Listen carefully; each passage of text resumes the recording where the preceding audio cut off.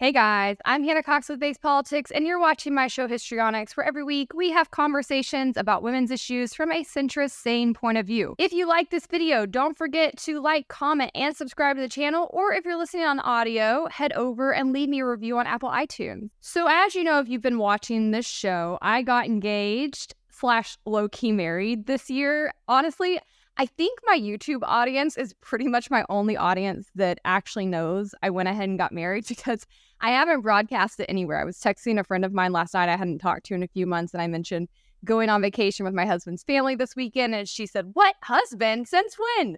And I kind of laughed because, yeah, it's been really on the down low. We've told our family and close friends, people we see pretty often, are aware. But other than that, you guys are the only ones that actually know about this, and that's because it's simply just too hard to avoid talking about on this show. So I guess that makes us close, intimate friends. Anyways, over the course of this experience, getting engaged and then married, it has become rapidly apparent to me that I do not have the bride gene. And it's not that I really thought I had the bride gene all along, because to be honest, I was never somebody that really prioritized getting married. I kind of always had an idea of, if I met the right person who made my life amazing and who I couldn't live without, then I guess I would do it. And if I didn't, then I would be just as good.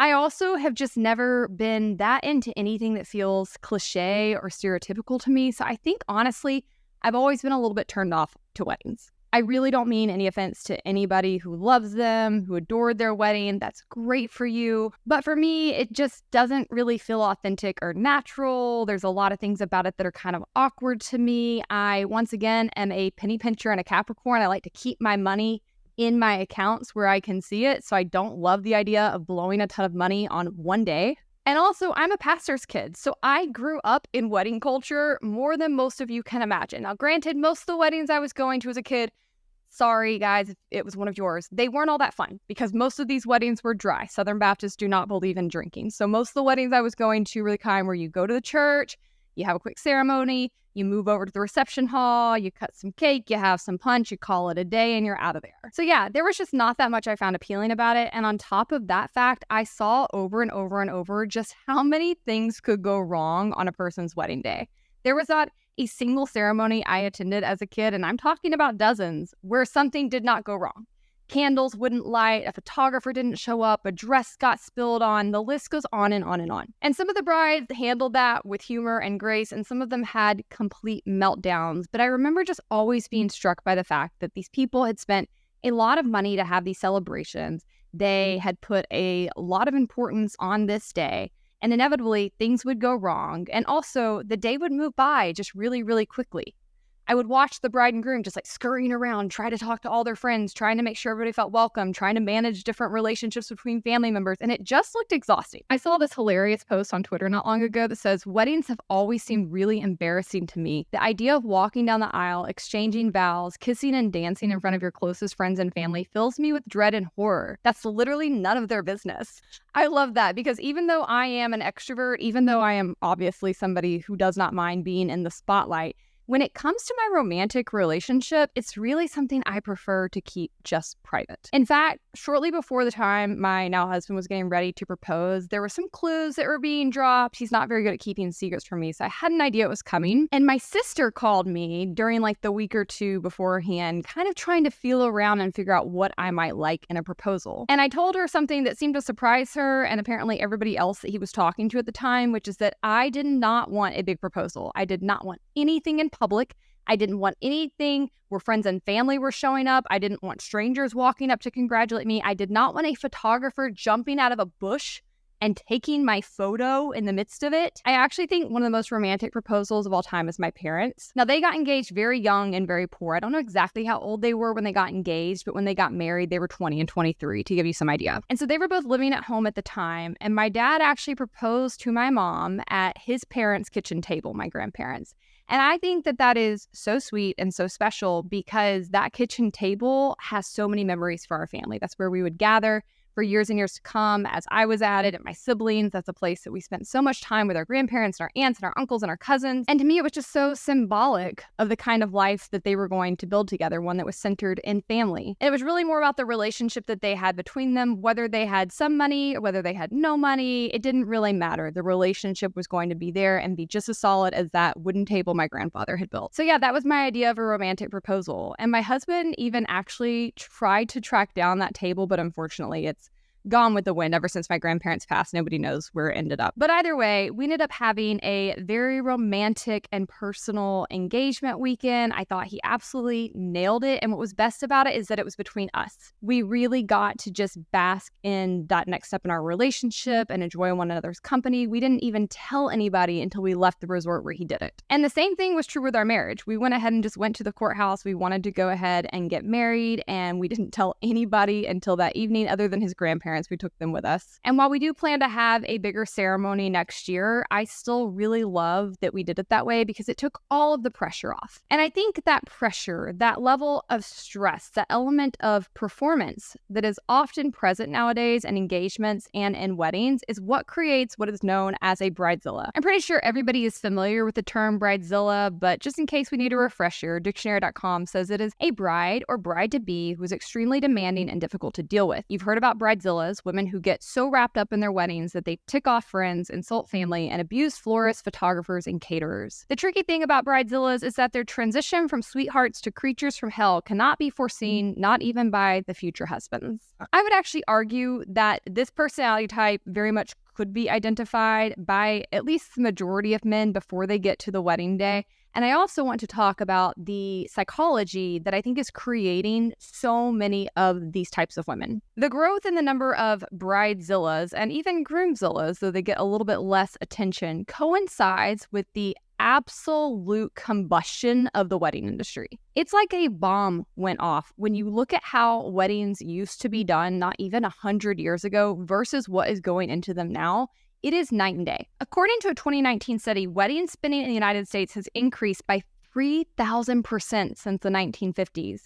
In 2023, the average cost of a wedding was $30,119, up 3% from 2022 alone. Now, obviously, costs can vary widely by state to state. Couples in New York spend the most, and couples in New Mexico spend the least. But I can tell you right now, as I began looking into planning my own wedding ceremony here in Georgia, which is a cheaper, red, southern state, the costs added up quite quickly. Even if you are going to spend the average of $30,000 on a wedding, it is not going to get you all that much. $30,000 is going to get you a wedding in a barn, okay? It's not going to be this lavish ordeal. Furthermore, I found other interesting data that shows women who spend more than $20,000 on their weddings are 1.6 times more likely to eventually divorce than women who spend between $5,000 and $10,000. And I think what this data should indicate to people is that individuals should be a whole lot more concerned with planning their life versus their wedding. Obviously, if you have the budget and the ability to spend $30,000 or even more on your wedding and it's not going to create stress,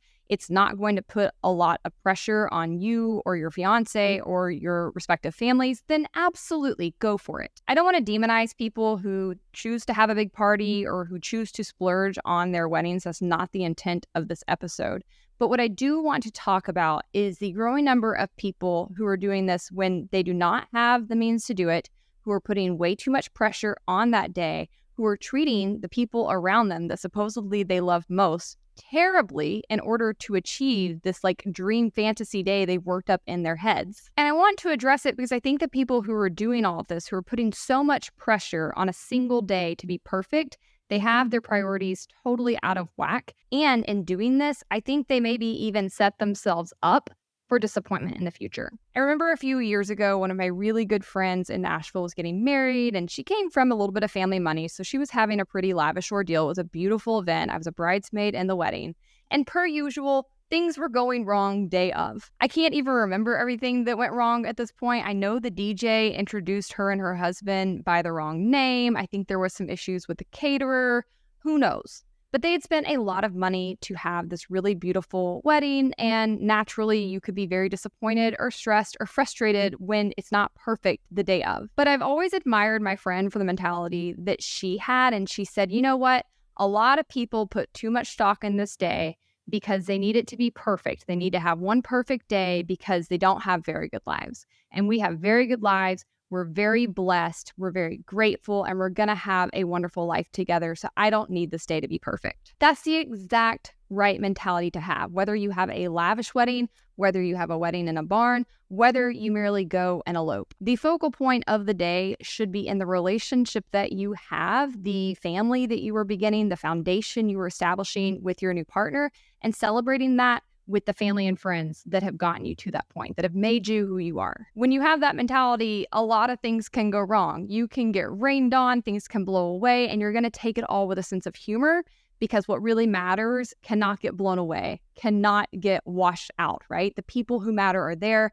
They're there to celebrate you and with you, and that is what your focal point should be on. Planning a wedding, no matter what, is stressful. Actually, planning any event is stressful, okay? I did event coordination for a number of years, both in college and right after, and it is not fun, at least not to me. It's not a job that I would wish on anybody. You have to be very detail-oriented. There are a lot of moving pieces. You have to negotiate. You've got to hold vendors accountable. Again, a lot of things can go wrong. There's a lot of things to think about. And when you're planning an event that involves other people, you've got to keep a lot of people happy. So I do understand why people can start to get very, very stressed in this process. And then you add into that the fact that many of them are going into debt to afford this. It is really not that surprising why so many people develop terrible attitudes around these occasions. This is one of many reasons my husband and I chose to just go ahead and get married. We wanted to alleviate all of this stress. We knew that we would eventually have a ceremony, but we didn't want it to really matter when. We wanted to go ahead and start our lives together. And then we wanted to be able to approach the ceremony from a laid back point of view, right? If we get married in March of next year, great. If we have the ceremony in July of next year, great. Doesn't matter. We can wait and pick out the venue we want. We can wait until it has a date that works for us. The stress level has just come down so much because of that choice. Now, we've actually decided to do a destination wedding for a number of reasons. One, like I said, I've watched so many people spend tens of thousands of dollars for a wedding day that ultimately amounts to just a couple of hours. And when we really started looking at what we could get for our money here in Atlanta compared to overseas, one, the dollar goes a lot further in a lot of international locations. And two, we figured that way we could have a number of days with the people we care about most and not spend our wedding running around in a frenzy, trying to make sure everybody feels welcome, trying to briefly talk to anybody who shows up. That just didn't sound fun to us. Again, a million things could go wrong on that day. You might not even feel good. Like, what if you wake up with COVID on your wedding day?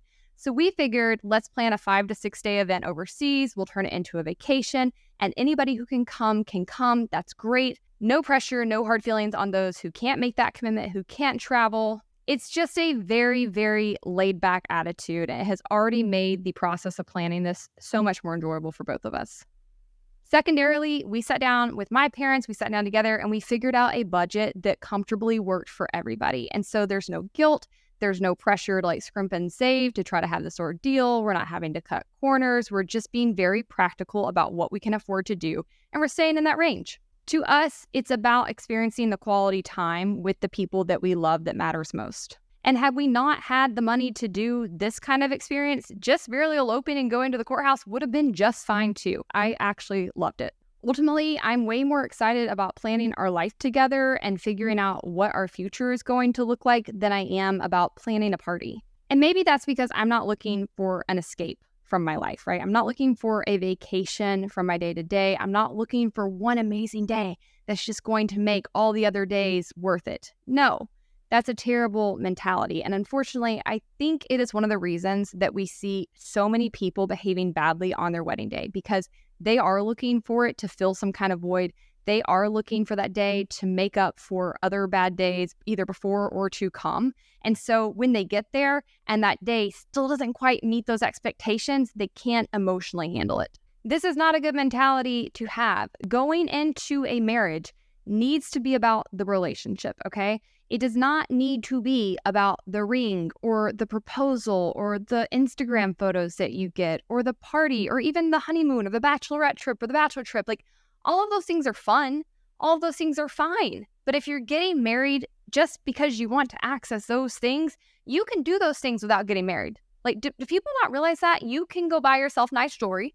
You can plan a trip with your friends. You can plan a party with your friends and family. Those are terrible reasons to get married. But again, I think a lot of these people are looking for those experiences to justify and make up for everything it took for them to get there. Let's roll a few videos. What's the number one comment that we get on TikTok? Why are we not engaged yet? I think it's time for a story time. We've been together for 13 years, which means there has been a little bit of frustration along the way. Namely, the number of timelines I've been given that did not pan out. The most recent one, the end of summer 2022. I had identified 2 dates I thought it might possibly be happening. Our anniversary and my birthday. With regards to the anniversary, I'm to blame. I made a fatal error by saying one phrase. I come into the bathroom, you're getting ready, and I ask, are you photo ready today? In my mind, I'm thinking there is no other reason he wants to know if I'm photo ready. Today is the day. It was not the day. That leads us to my birthday. He had planned a magical day, one fit for a master proposal. Except the proposal part. When I'm a year older and still no closer to an engagement, I might have hit my limit a little bit, which led us to one very tense night. It's 10 p.m. I'm doing my normal 10 p.m. things. Taking a shower, getting ready for bed, lounging. Everything seems fine. You come in, you lay down on the bed beside me, and you immediately turn over to your other side. Everything is not fine. I try to flip her over, unsuccessful. And then we get into it. Remember that deadline you gave me that I could hold you to for a proposal? What happened? Didn't happen. And why? And at that point, I knew I couldn't just brush this one off. I start getting into some of the frustrations that I had. I felt like there was a high expectation on the proposal, so I planned a very extravagant one. This plan far exceeded my budget. And the result, I have to continuously delay. But it was never an issue about me being ready for marriage. I offered to go to the courthouse. No shade against courthouse weddings, but by this point, I had put in my time and I wanted the wedding I had been dreaming of. I asked a follow-up question. We know the title's coming eventually. Why the rush? And in that moment, the light bulb went off. Dink. The rush I was putting on it wasn't even a rush I was putting on it. All of my friends and family kept asking why we weren't engaged yet, and I'd been catching a lot of hate on here. I was comfortable with where we were at. I loved our relationship. I knew marriage wouldn't change what we had, and that he wasn't going anywhere. I had let all of these external pressures weigh me down, and I threw those onto him. No matter how or when we eventually get to being engaged, married, we know one thing is true for certain. We're gonna be together forever. So for all of you guys out there who see a 13-year relationship and try to discredit it because it doesn't have an engagement attached to it, it doesn't have a proposal attached to it, there are no kids involved, miss me with that. All you haters out there saying that this man does not love me, trust, he does the things to show he loves me. The things? All the things. The only way you could get me to go on the internet and make that kind of video with my full face out there is if you were like holding one of my loved ones hostage. This is like watching a horror movie and you hear a creepy noise and the girl starts like going after like, what could this be? And you're like, girl, what are you doing? Don't go back there. And you can't save her. You can't save her. This is crazy town. The amount of gaslighting in that single video is impressive. And she's just sitting there like, yeah, see? He loves me. No, girl. He knows that you're a fool and you're going to stick around for as long as you have to get that ring. Now, I will say one thing. Had it actually been just about getting married for her, having the marriage, then she would have taken him up and just gone to the courthouse. Clearly, what matters to her at this point is getting her flowers. She feels like she has put in 13 long years, and so she wants her day to make up for that. She wants her day with the focal point on her, with all the photographers. She wants to be able to post those photos for the internet and say, see, I told you he loved me. I told you he was going to marry me. Girl, he doesn't want to marry you. He doesn't want to marry you. He might marry you eventually if no other options come along, right? If nothing better comes aboard for him, then yeah, he might eventually marry you, but he doesn't want to marry you.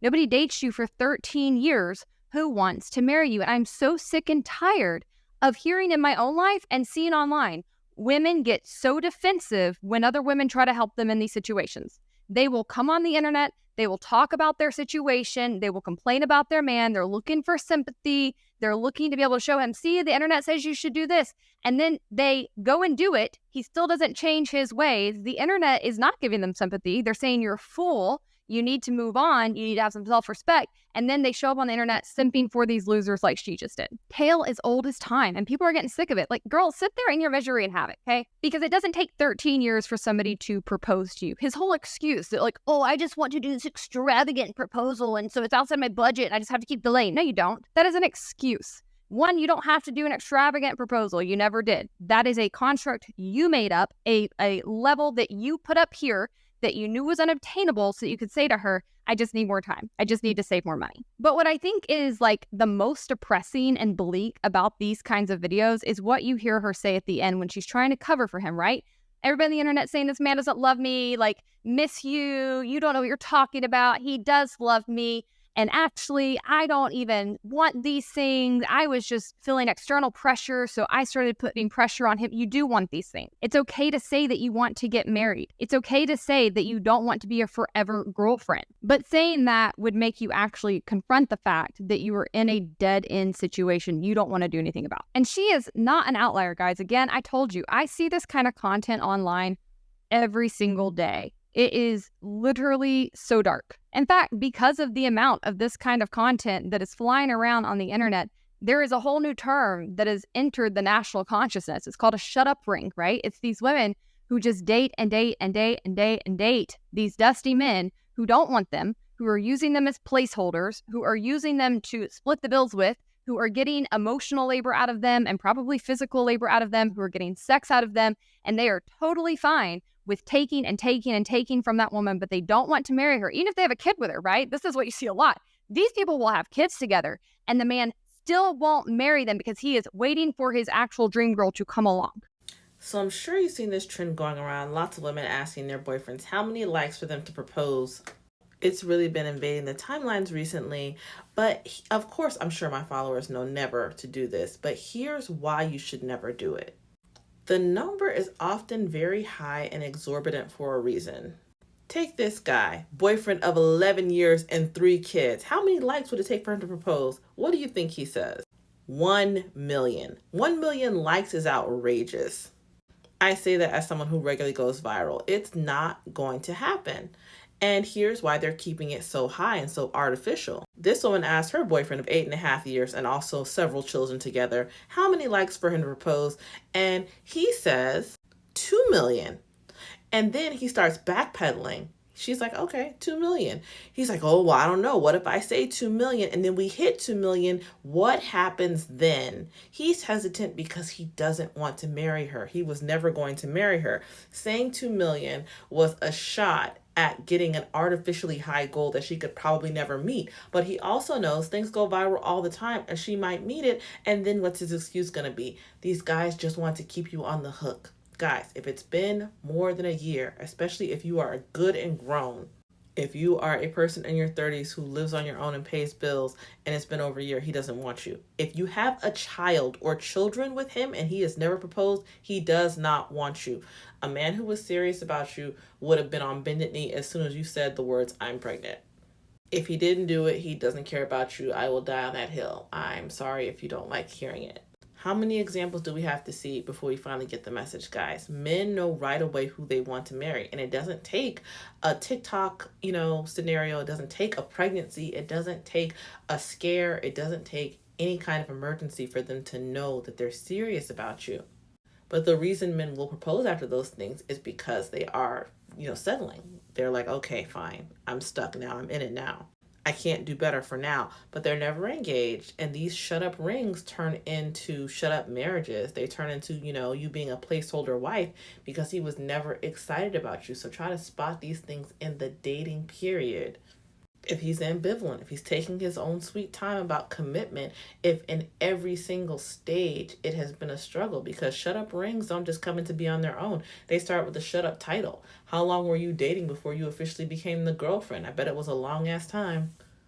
A woman I know who has a shut up ring only got it after 5 years. She had to agree to get married at the courthouse with no ceremony and everything like that. But I knew it was going to be a shut up ring because of the way the relationship started out. The guy insisted on things being open for a year when they just started dating. I was like, he's not serious about you. He doesn't want you, but she wouldn't listen. No, he's just not ready to settle down yet. Mind you, he was over 40. What is there not ready? Why are you still keeping your options open? Because he does not want you. But you let him play in your face, and surprise, surprise, it's been a decade, he's still playing in your face. But that's a story for another time. But back to that last guy. Do you see him? He's like, oh my goodness, eager beaver. Eager beaver, sir, it has been almost a decade. But men like this, you can tell they don't want to marry you because they always claim it's a rush. It doesn't matter if it's been 2 years or 10 years. They're like, oh, what are you in such a hurry for? We have our whole lives together. Oh, we have all the time in the world. They're always telling you there's more and more time, but they always have another excuse about why they can't commit to you today. This man is never going to marry her. Don't let this be you, ladies. Like and follow for more. These are the kinds of women that become bridezillas, okay? This is something that is happening a lot behind the scenes in our culture. And I'm really just, it's something that's always bothered me, okay? Like, I have looked around for many, many years. And again, as somebody who was not in any way like trying to force getting married or rushing into marriage, I watched a lot of my friends who were.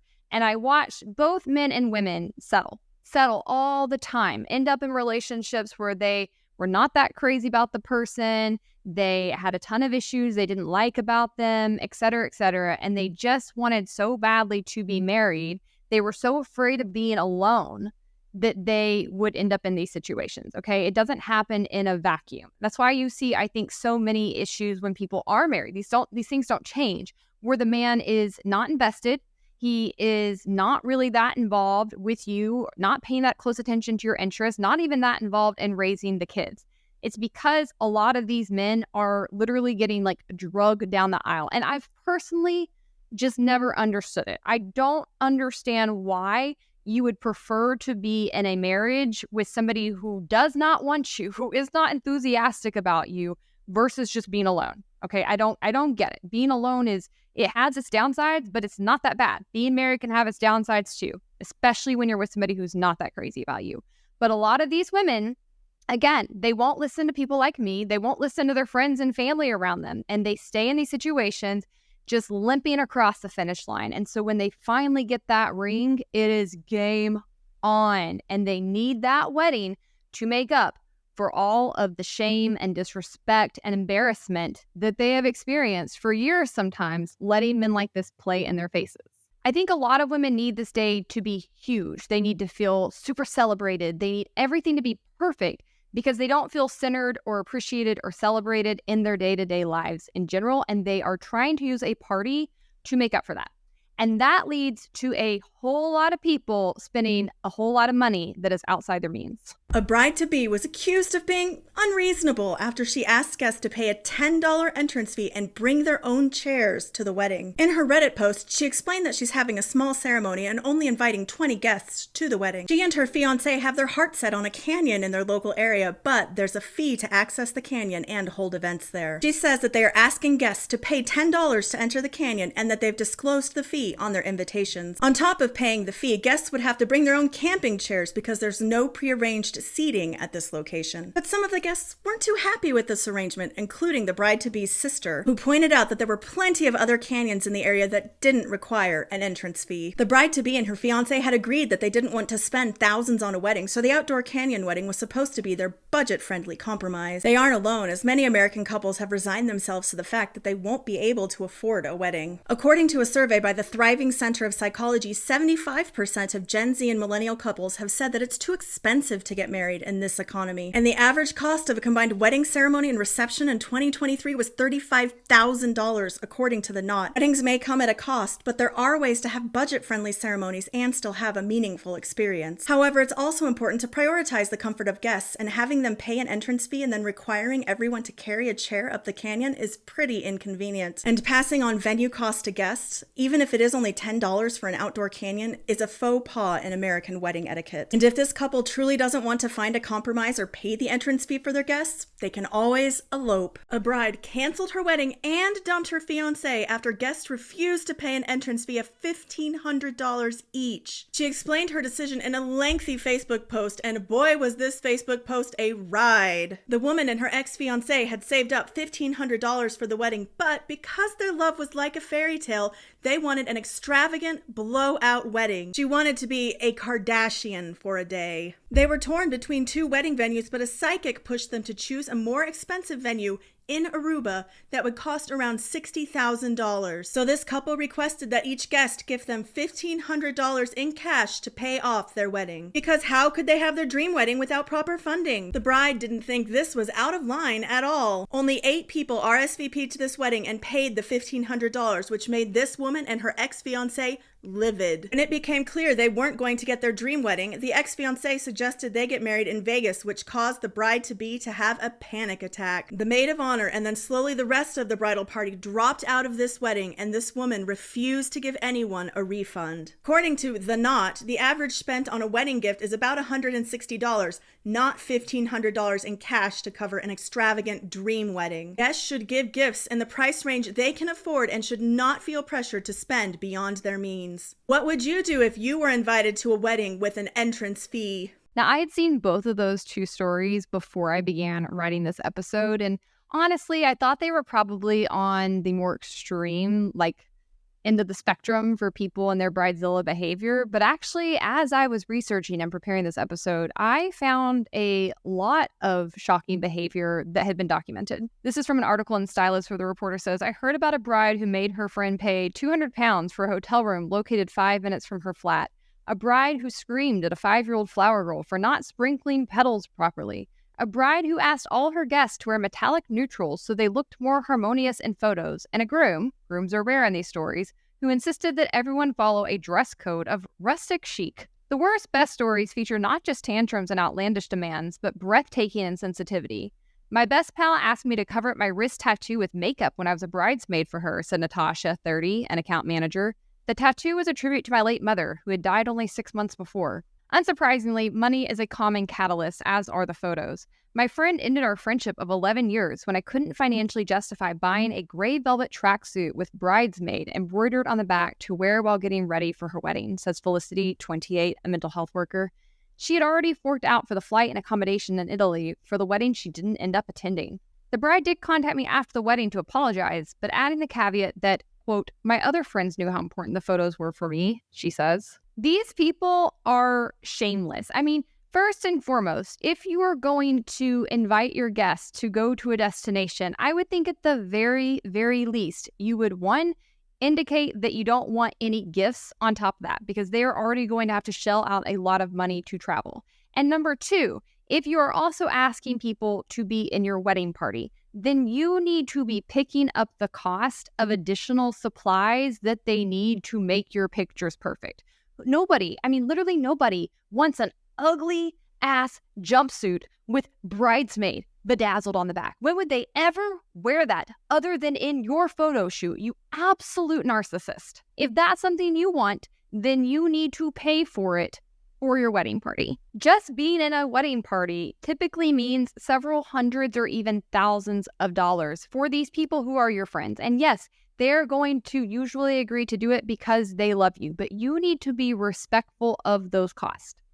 I know when I was younger and not making very much money, I had some friends that got engaged, and the expectations that were put on me were simply just really disrespectful and unfair. I was asked to help pay for an engagement party, which was several $100s between me and a few other friends. When you added up all of the decor and the food and the drinks, I was expected to buy a designer bridesmaid's dress I would never wear again that was several $100s.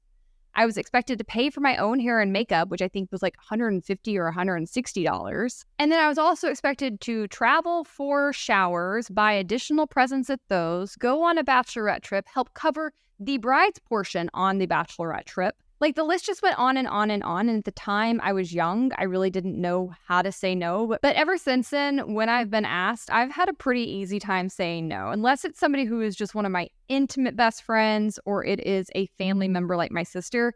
I'm out, because the time and financial costs that are associated with performing these roles have just gotten really ridiculous. And people have become totally shameless about asking their friends and family to cough up money for their day.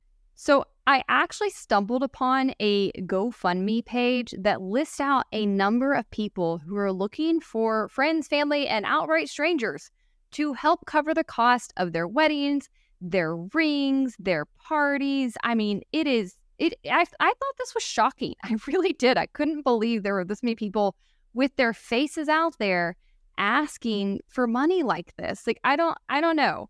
I would be so embarrassed. No way. I would so much rather just not have a wedding. This is absurd.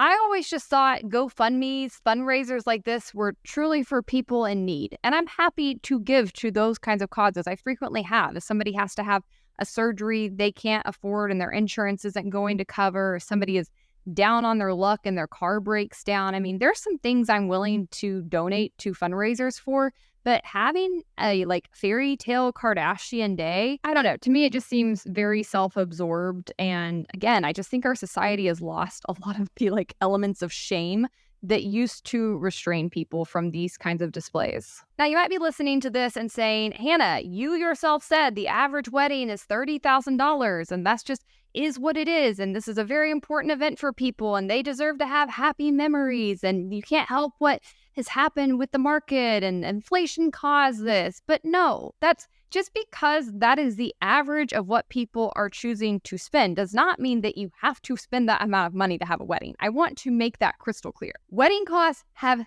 skyrocketed in recent decades for one main reason and one main reason alone, and that is that you are willing to pay it. More and more people are willing to go into debt in order to obtain these lavish displays. It didn't used to be that way because people did not used to be willing to go into debt to do it. So up until recently, I would say up until the Pinterest evolution, you saw pretty normal weddings. Again, my entire childhood, people were getting married at churches, which is typically free if you're a member. They were having their receptions in the reception hall at the church. Maybe they were going to a local restaurant or a bar for their reception, but it was not costing them this amount of money.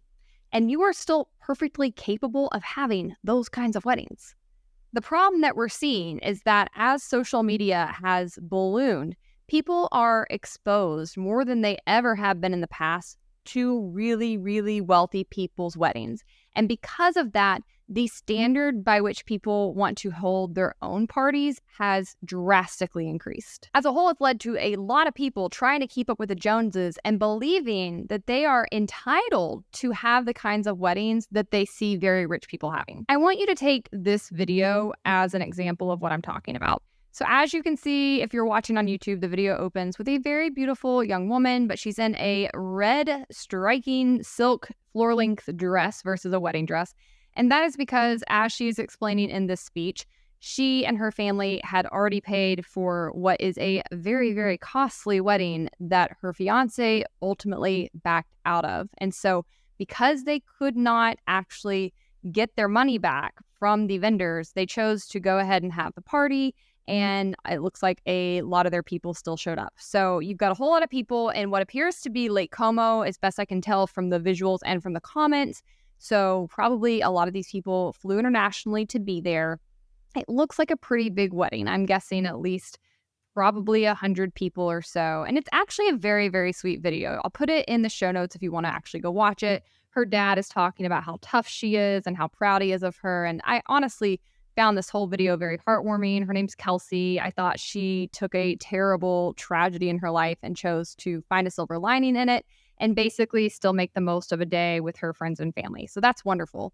But as you see in this video, the location of this wedding is absolutely stunning. It looks like they are in a aristocratic palace. Everything is beautifully detailed marble. There's a huge DJ. It's a black tie affair. They're right on, again, what appears to be Lake Como. So you can see the water and the mountains, these humongous chandeliers, giant, I'm talking giant displays of flowers on each table. I mean, those floral arrangements alone had to have cost several $100s. They have an opera singer there. Oh, look, they have multiple opera singers there. They have a whole quartet of live music, which, again, if you've not recently priced a wedding, that is probably going to be at least double on top of whatever you're paying for a DJ. I mean, the list goes on and on. I would estimate, just from my knowledge of event coordination and I guess being in the middle of trying to plan my own wedding, this wedding was minimum, and I do mean minimum, probably $150,000. And I'm going to guess actually probably a whole lot more than that. And what I thought was interesting is that, one, the comments were super supportive. I think most people felt similarly to me, good on her. I don't know her, but that's courage. that takes some real inner strength. I love that she was able to make the most out of this event.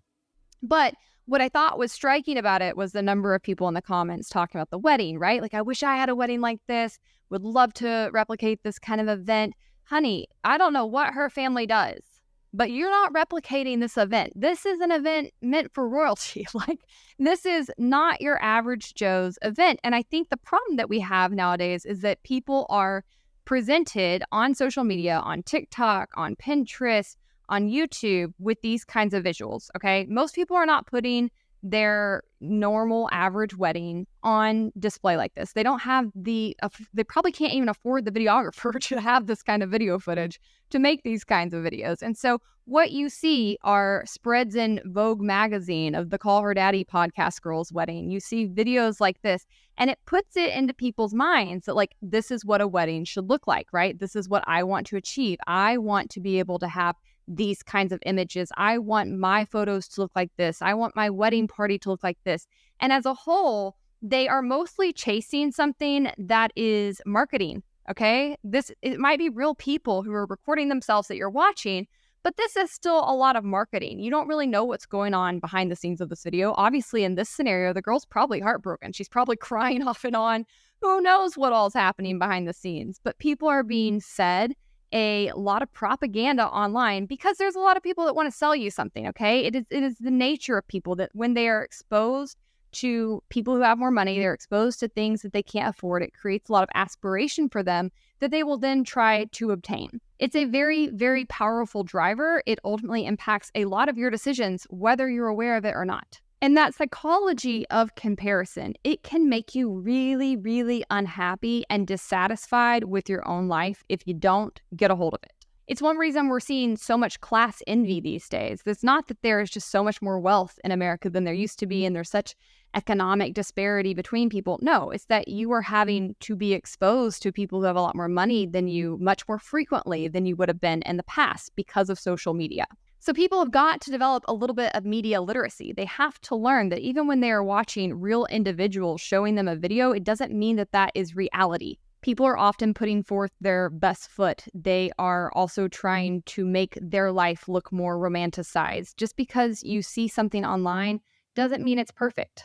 Your wedding can still be amazing, even if it does not look like this. And even if it does look like this, it can still go south. This girl's fiance left her. Straight up left her after her family had invested probably hundreds of thousands of dollars in this event and the marriage didn't even happen, which, by the way, personally, I think you should be able to sue for damages at that point. That is crazy. But this is very important to keep in mind. You can have a really amazing wedding and a very bad relationship, a very bad marriage. And the opposite can also be true. You can have a really bad wedding or just a very basic wedding and have a really great partnership, a really solid marriage. Church weddings, getting married at your house or the house of your parents, getting married at a friend's property, these used to be the norm, and they still could be. This is a choice people are making. I know my brother and my sister-in-law back in 2017, I think they got married for less than $5,000, and it was an absolutely beautiful wedding. The guy I was dating at the time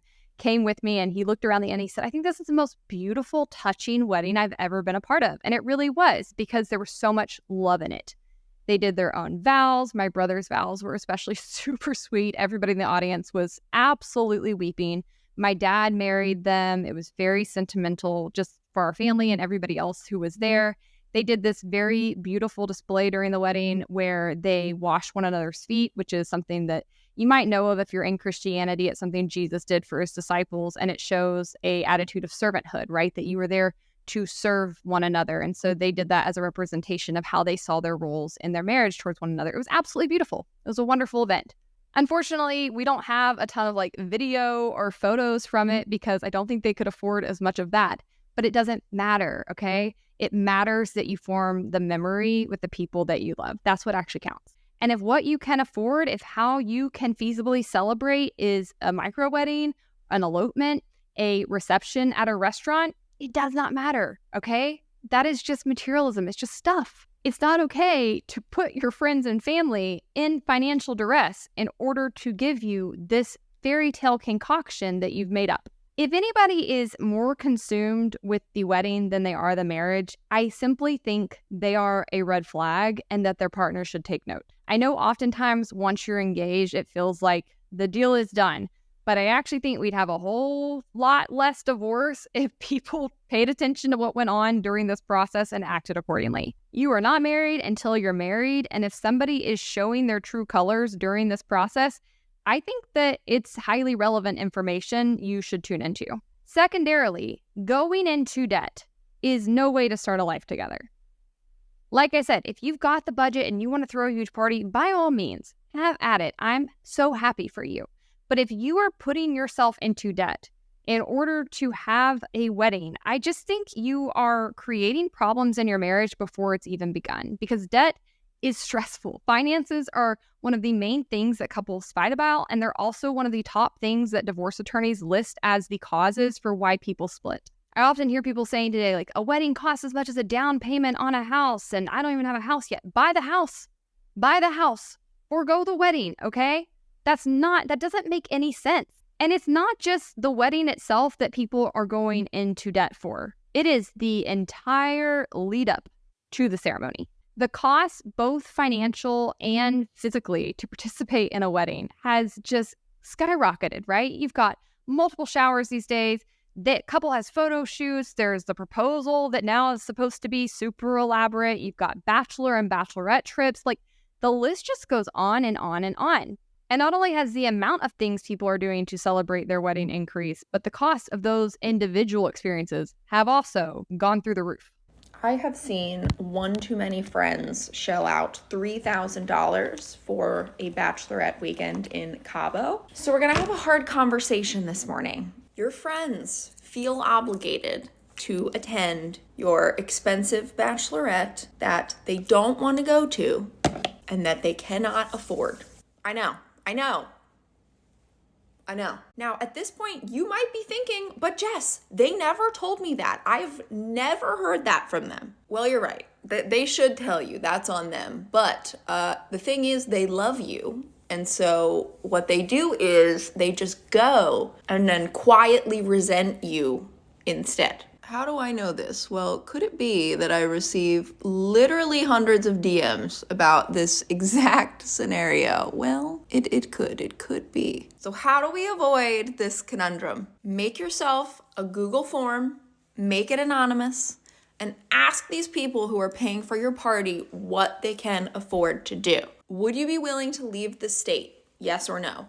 Would you be willing to pay $100 a person? $200 a person. And if your party says that their median budget for the entire weekend is like $400, and then you still book a bottle service cabana situation for $1,700, that's on you. No one has seen the transformation of the wedding industry quite like people who are in their like mid to late 30s, because the way weddings were in our early 20s when our friends were getting married, you know, the ones that got married in like 20, 30, 24 years old, that was a completely different time. Like the bachelorette parties, it was like a big splurge if you guys went to Las Vegas. Usually it was just like a hometown thing. Hey, if you're around, we're going to do a bachelorette party. Now, you are going to Tulum, you're going to St. Bart's, you're going to in like the coast of Tanzania. I don't even know if Tanzania has a coast, but like the bachelorette parties themselves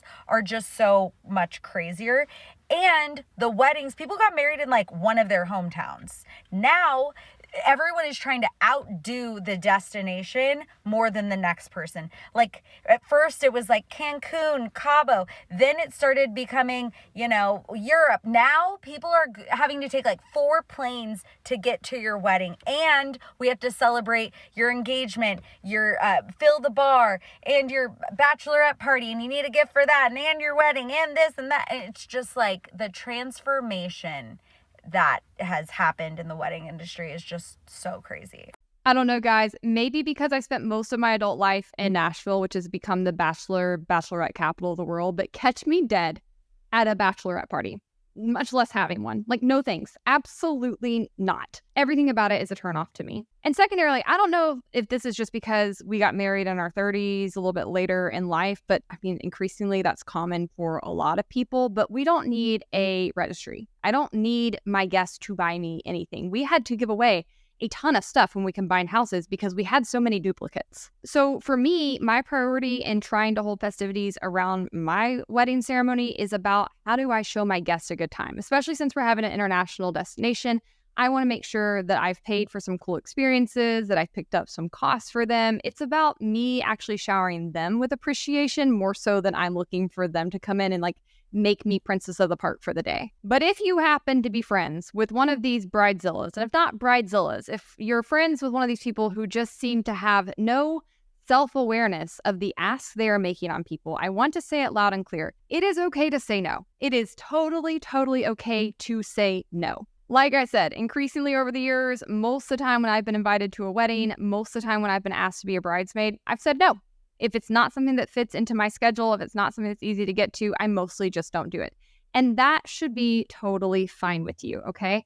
Nowadays, it's very unlikely that you live in the town that you grew up in, much less that who you're marrying is also from that same town, right? So you probably have people, loved ones who are spread all over the country. And that means a good number of those people are going to have to travel. And that means they have to pay to travel. And that means they have to take off work in order to come to your wedding. That is a wonderful gesture for people to do, but you should not take it personally if they are unable to do that. You have to decide what is most important to you. Who are the people that you absolutely have to have there in order for the day to feel right for you? And then make adjustments to make sure those people can be there, right? Maybe you're working around their schedule. Maybe you're offering to pick up some of the travel costs. Maybe you are trying to keep the cost of attending or of different festivities under a certain budget level so that you're not putting anybody in a difficult position. And if you do have expensive taste, which listen, I have expensive taste too, and you want to do something really memorable, then you have to be okay with some people not being able to be there. That's just how it is. That is just all there is to it. But again, that's not the mentality a lot of these Bridezillas have. And that's because they have a very like me mentality when it comes to this day. If you want to know who your real friends are, if you want to know who supports you and your family, plan a wedding. Please plan a wedding. I think it's been one of the most eye-opening experiences besides therapy. It's just surprising when you send out your save the dates and you're so excited and this is such a big moment in your life and it's just supposed to be a happy time and people will just make it about them immediately. I really wanted to have a small wedding. I always knew that I wanted the people in my life who are closest to me to be at my wedding, and there's no hate on a big wedding, that's fine, but I knew I wanted a small one. So my guest list immediately was very small with like my family and my fiance's. We also decided to do a destination wedding because it just fit better with our budget and it's just the vibe that we wanted. And right off the bat, like so much negative energy from my family members and friends and just people that are like, oh, why are you having it there? Oh, well, I don't know if I want to go there. Why didn't you have it here? And I never say anything in those moments because I don't want to cause issues. If somebody is going to be negative about one of the happiest moments of my life, I know mentally that I've cut you off emotionally. Like in my mind, I'm done. I'm pretty much like, okay, like you've shown your true colors and now I will be distancing myself. I will be putting boundaries there. And that's just internal. I would never say that to them, but it's an internal thing. And here's the thing. I know I'm just like going off, but here's the thing. The reason why I would not say anything to them is because why even try to convince them to be supportive of you? Like why even point out their toxic behavior? That's not my job. It's not my job to teach you how to be a decent human being. And if you can't realize that on your own, if you don't really sit back and say, that wasn't very nice, I should apologize, that's on you. And you don't deserve my energy. You don't deserve to be at my wedding. I said it. And I will end with this. This is not about people that can't come because of financial reasons. That is not what this is about. This is about the people who have been in my life since birth. that genuinely don't put any effort in to even ask me how things are, acknowledge my engagement, send a card, RSVP to the invite that I sent to you, which was a very small list, not even responding to it because they just aren't happy with the way that I'm planning things in my own life. Like, that is what is wrong, like, you've got to fix yourself if that's really like your behavior. And I know this is common for brides. Like, I know I'm not the only one that deals with this, and it's sad. Like, one thing I do know is everyone who will be at my wedding, which is like literally 40 people at this point, not even, they're the real ones. And I'm going to remember who's there. I'm going to remember this time. I'm going to remember who sent me a card. I'm going to remember who texted me. I'm going to remember who was there for me in my life, because this is eye-opening. And it's like, thank you. Thank you for showing me who you are. Thank you. Obviously, I don't know anything about this girl or her relationships, but this mentality I just think is so entitled and completely childish. Like, you do not sound mature enough to be getting married, because somebody not going out of their way to send you cards or freak out about you getting engaged is not like a deal breaker in your relationship. Yes, that's nice. It's a kind gesture. I very much appreciate people who have taken time to do that for me. That's wonderful. But also, I don't anticipate that this is like a earth moving event for anybody else besides me and my husband. Like, maybe my parents and my immediate family, but it's just such a weird mentality to think that the earth should stop and people should just be like jumping up and down about coming to your wedding and RSVPing to it and making sure that they send you acknowledgments and asking how things are going. Again, this points back to what I'm saying. These people need so badly to be the main character for a moment in their lives because they have not constructed a life where they feel like that the vast majority of the time. And when they get there and they get to this moment and they still aren't feeling that energy and they recognize that, like, oh, this hasn't actually changed all that much in my life, they are bitter and upset. If people can't come to your wedding, they can't come to your wedding. One of my best guy friends got married 1.5 years ago, and when they planned the wedding, I was already committed to speak somewhere and I couldn't go. It made zero dent in our relationship. And simultaneously, because I'm getting married internationally, I have had several very close friends tell me, unfortunately, they probably won't be able to come due to finances, due to kids, due to schedule, what have you. I have zero animosity. I don't feel like those people are like not there for me and not supporting me. That is one moment in my life. And the people who are my friends at age 36 have supported me through a whole lot more moments before this one. That's what counts. Here's a better mentality. If you are the bitch that is asking your friends to go to Greece for your bachelorette, I think this discourse on brides, like just being the absolute villains of all things bridal, is just like a little crazy to me.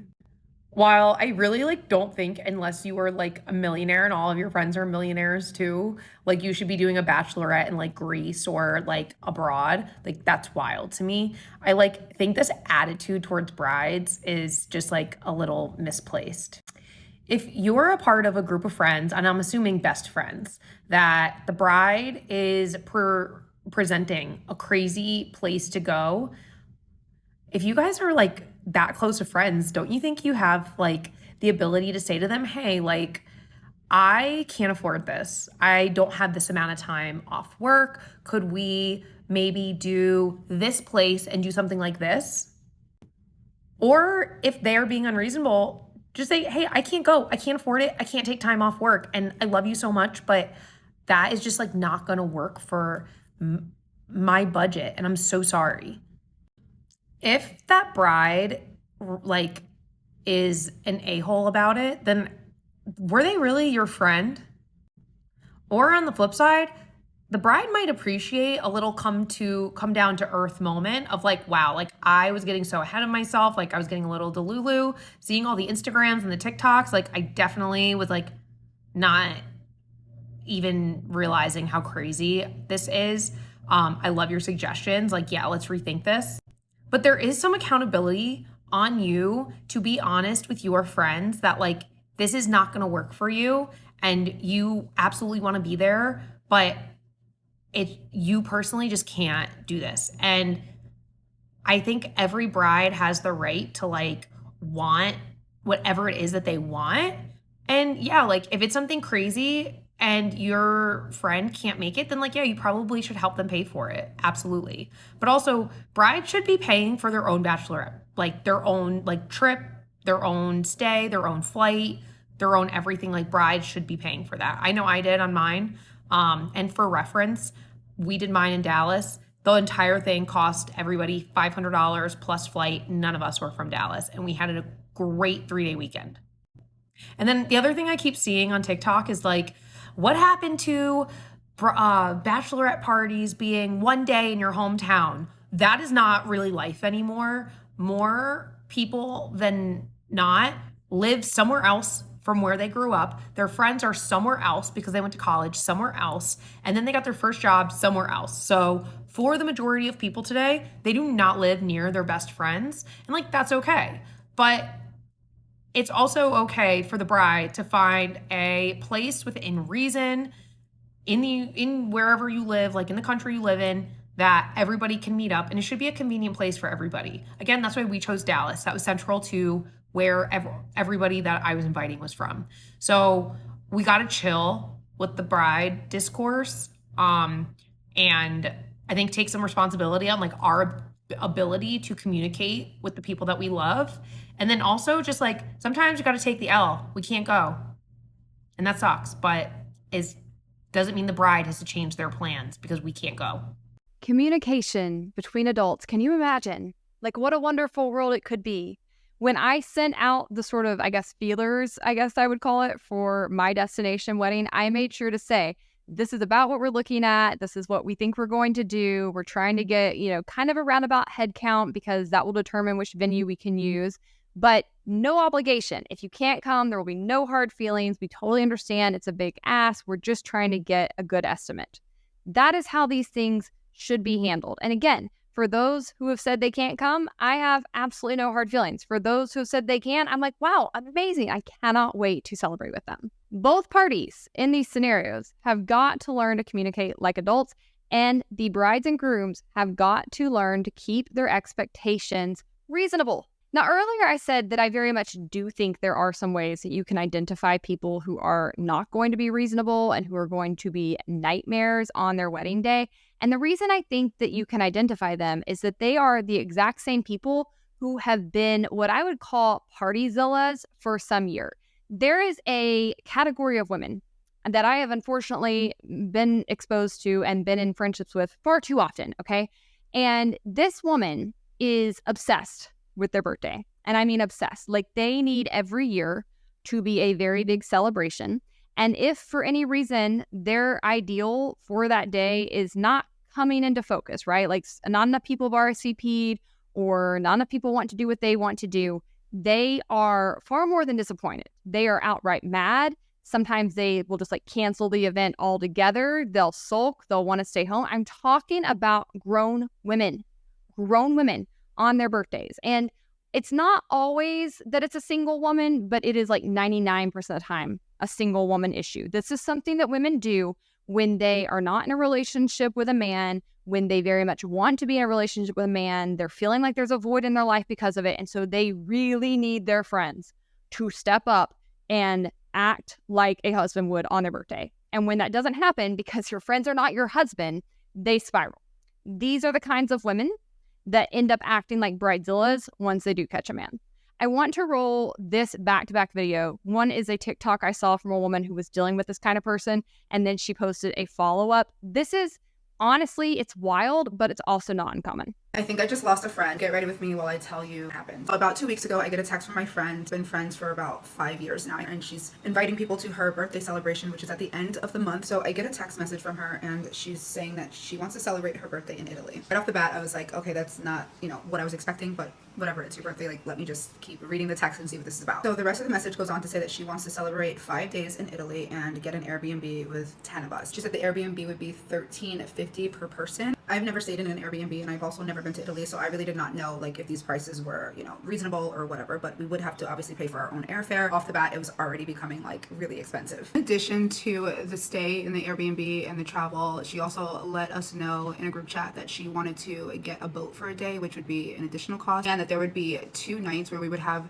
like a 7 or 8 course dinner that would not be included in the trip. This is a lot. It then went on to say that everything else would be taken care of, just that we would have to tip the staff in the room and all of that. I'm just like, okay, you know what, I don't think I'm gonna be able to participate. I text her privately and I'm just like, hey, super excited for you to celebrate your birthday in Italy. Unfortunately, I don't think I'm gonna be able to make it. She writes me back asking why. I just write her, I'm like, oh, you know, getting that time away from work and being able to travel, you know, like that just would not really be responsible for me right now. I'm gonna do something when you get back to the city, like maybe a dinner or a spa day, whatever, like I can totally come. She's just basically saying, I don't understand why you can't come. I'm giving you advance notice. This is really how I want to celebrate my birthday. You were just asking me what I want to do for my birthday. This is what I want to do. I would love to have you there. She writes back like, also for the Airbnb that I want to get, it really works well with 10 people and that way we can keep the cost down. And I was just like, it's kind of like, I don't really understand why you can't go. I'm giving you such long notice. And then it just stops for like 3 days. We don't talk. And I'm like, okay, you know, whatever. She posts a story on Instagram. One of those stories that she shared somebody else's post. It says, moving into like a new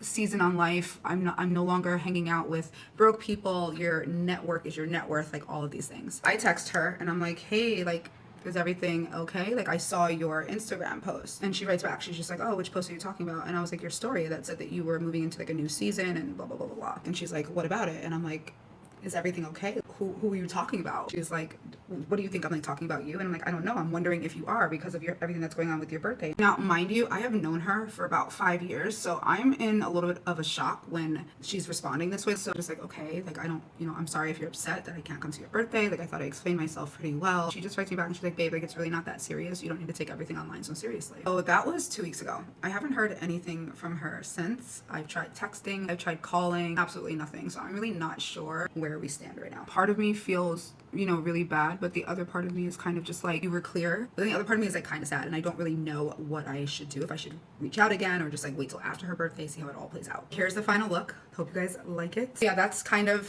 where we're at right now. If anyone else can relate to this, like what did you do in this situation? You remain friends with the person. You guys soon. Bye. I definitely just lost a friend, so get ready with me while I give you an update on what happened with text messages and screenshots. So I wake up to 3 or 4 text messages from my friend pissed off that I made a video. She saw the video that I made talking about her birthday and she went off on these messages. Basically just saying like, why did you make a video about me, painting me in a bad light and making it seem like I was taking advantage of you and all of these things because now you have a bunch of people just thinking that I'm a bad person. And at first when I was reading them, I guess I could understand why somebody would be mad if they had their friend make a video about them on social media. But then I went on to read the messages and it was just kind of, she was calling me petty, she was saying, you know, be for real, like why would you do something like this? You're just mad that you can't afford to go on the trip and all these other things. And I was just like, this is really crazy because I made a video. I didn't state your name. And this is what I responded back to her. I was like, I didn't state your name in the video. I didn't tag you. I also said that I look so stupid right now and that the entire group chat that I was in, she removed me from the group chat on WhatsApp, but the entire group chat that I was in is apparently laughing at me right now. They're all just kind of thinking that I look really petty and stupid and I'm just jealous that I can't go on this trip. I try to like not get like worked up and upset over it because it really brings me back to when I was in high school and friendships would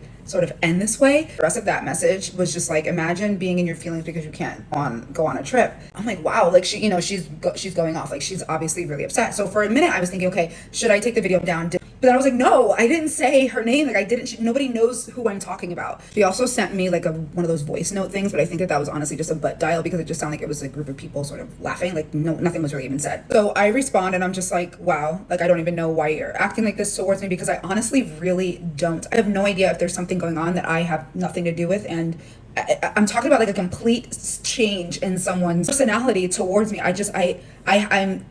I'm at a loss for words. I'm just so confused. And another thing that I noticed is that I had not heard from her in about 2 weeks. Suddenly I make a video, she sees it, which I felt like there was a good chance that she was going to see the video, and then she contacts me. For me, that's something like, okay, so you never gonna say anything if I didn't say anything publicly at all. Then she calls me because she has some stuff at my store that she obviously is going to want to pick up. But while we were on the phone, she's like, okay, like I hope you're not going to try to keep my stuff at your store either. Like I'm going to need to come and pick those up.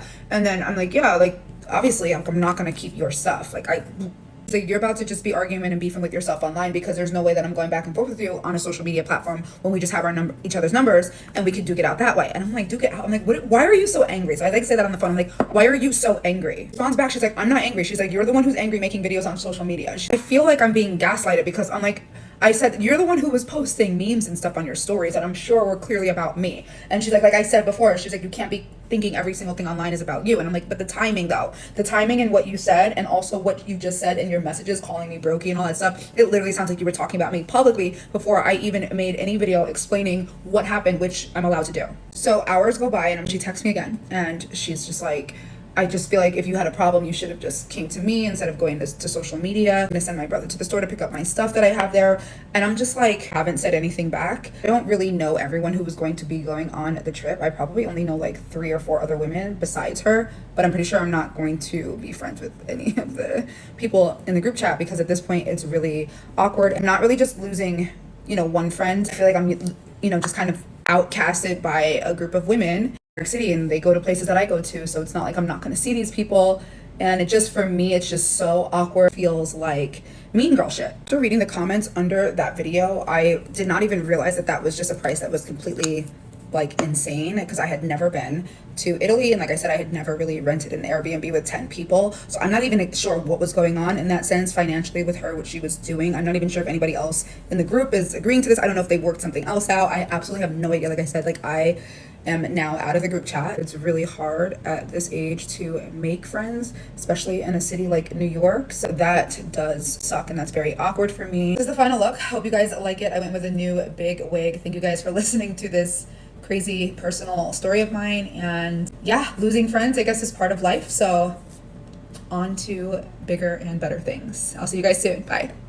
I love that this woman was calling her poor the whole time when really she needed her to subsidize her birthday trip, right? If she was so wealthy and affluent, why didn't you pay for the house for your friends?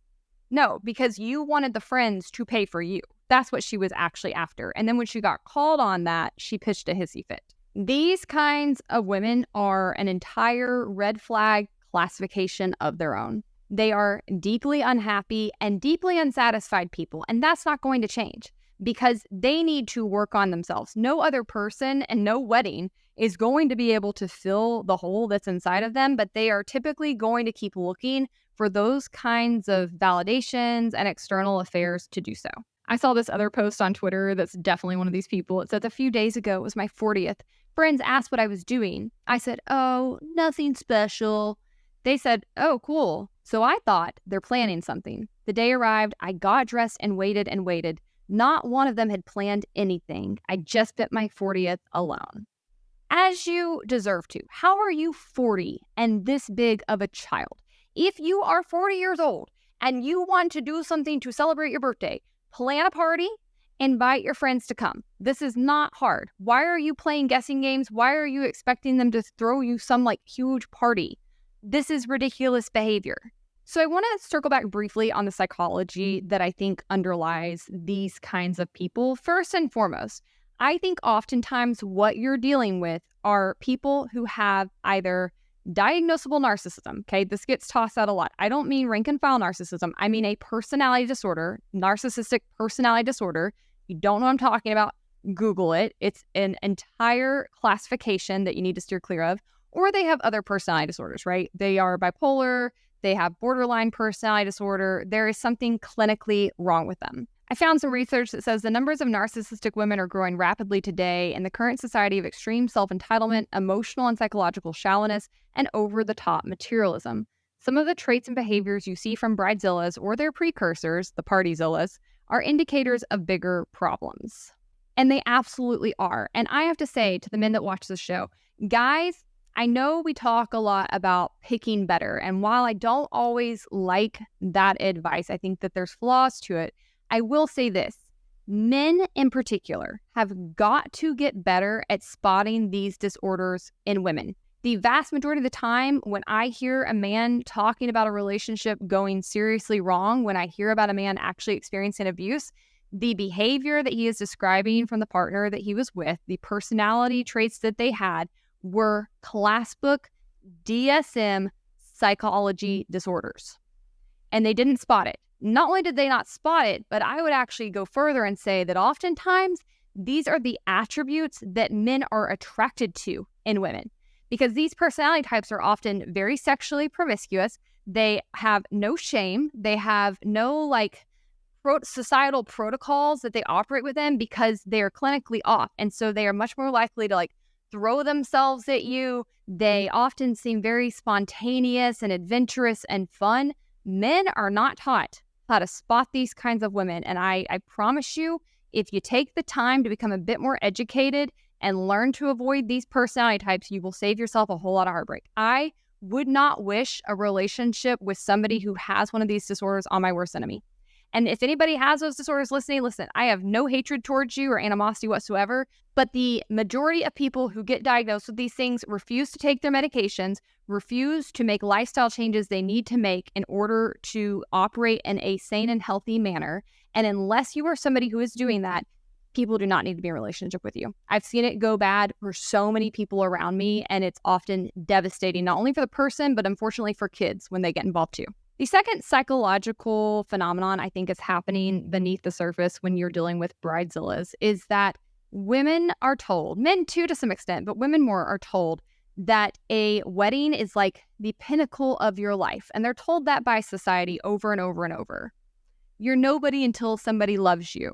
I like this article because the woman admits that she fell prey to this. She says, "I'm embarrassed to admit I was an insert groom bride-to-be. You know the type, the woman who fantasizes about her wedding in such detail that when she finally meets Mr. Right and he proposes, planning the event is a snap. In just 2 weeks, I'd booked all of the big ticket items. All I had to do for the rest of our engagement, I figured, was register for gifts, be feted by friends, and of course, revel in my luck. I'd kissed a lot of frogs, so I knew how right my fiancé was for me. When I started to feel sad, anxious, and irritable, I was confused. At times, I became a complete bridezilla, a self-absorbed, entitled, wedding-obsessed, perfectionistic, stressed-out nightmare of a person." I think this happens to a lot of women. Too many people get married for the absolute wrong reasons. And when the wedding process isn't scratching that itch for them, they feel furious because they thought that, like, this is what would make them feel whole. This is what would make them feel confident. But really, healed and confident people, they aren't out here looking for external things, whether it be another person or something materialistic like a wedding, to make them complete. And so these people that need to heal themselves, they get to this day, they get to this position in life, they think that it's going to be the solution, and instead, it actually ends up creating a whole lot more headache. Getting married is stressful.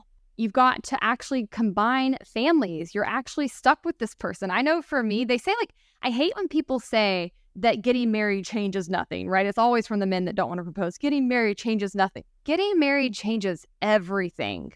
I can't even begin to calculate the ways that my relationship has changed with my husband since we got married in many beautiful, wonderful ways. Like, I feel like a lot of the anxiety and stress that I felt before we landed on the final decision has evaporated. But with that, there's new stress, right? You're having to learn how to live with somebody, or at least I was. I didn't believe in living with somebody before marriage. So learning to live with somebody, I don't care how much time you've spent around them, that is an adjustment. You're having to learn how to share finances, and that's hard for some people. I don't like sharing my money. You're having to learn how to share chores and tasks. You're having to figure out how to accommodate them and their family in the wedding, at family events. It's a lot to go through. And so I think for a lot of people who just prioritize getting married, having this wedding, they get the ring on their hand, they get knee deep into this process of combining and planning, and all of those stressors begin to really add up. And not only that, but they find that this is not a magic bullet. This isn't something that comes in and fixes all of these other things in their life that they thought it would fix. And if you're somebody in that kind of situation, you might need to take a step back and work on yourself and do some healing before you ultimately get married. You can work on yourself in the confines of a relationship. I think smart people are always working on themselves in the confines of a relationship. But if you are somebody who is looking for the marriage or the wedding to like fix something for you, to be this like, I don't know, healing balm that washes over your life and transforms it, that's childish. That's not the reality of what a marriage is. Secondarily, I think women have been largely sold a false bill of goods when it comes to romance, when it comes to marriage, when it comes to motherhood. And I think a lot of them do not fully realize some of that until it gets to the actual wedding process, or even maybe a little bit past it. And I think because of that, there's some identity and like social constructs that you have to confront when you're getting married as a woman. So I think a lot of women have some emotional issues coming up for them. I know I experienced that even when we first started looking into planning a ceremony. my husband had sort of been like, whatever you want, we'll do. And then I would bring him things and he would shoot it down. And that kept happening. And then finally I like blew up at him and I was like, why am I doing all this work just to have it shot down? And it really kind of triggered me because we typically have a pretty equitable relationship, sharing the amount of work we have to do and things like that. But he wasn't really participating and it made me feel some kind of way. Now we got that rectified. He's been very involved ever since. But I think those kinds of things come up for women in these processes, right? Like, am I the one doing all the labor in this process? Am I more invested in this ordeal? It really can create tension quite quickly. And then lastly, I think you have the problem of preconceived notions often falling flat. Even if you are somebody who can have a multi-$100,000 wedding, things will go wrong. And honestly, it will go by quickly and it may not be everything you built it up to be in your head.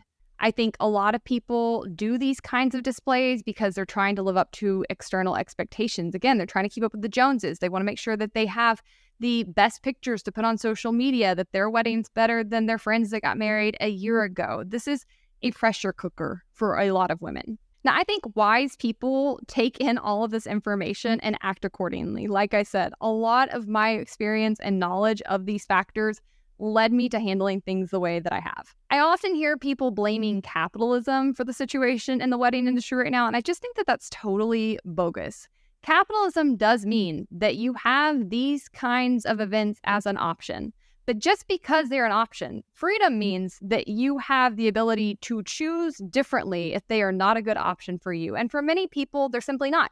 Again, you can't afford them. They're going to create more stress in your relationship. They are not going to be a magic bullet that fixes anything for you. There's a lot that can go wrong. So take all of that into account and then act accordingly. But what you don't need to do is turn into one of these self-obsessed women that value images and materials more than they value the marriage and the vows that they're making. All right, guys, that's a wrap. I hope you enjoyed the episode. Leave me a comment. Let me know if you've seen any bad Bridezilla behavior I missed. Don't forget to like and subscribe. And until next week, stay based. If you like this video, don't forget to check out others in my series, Histrionics, here, or you can watch other videos on my channel here.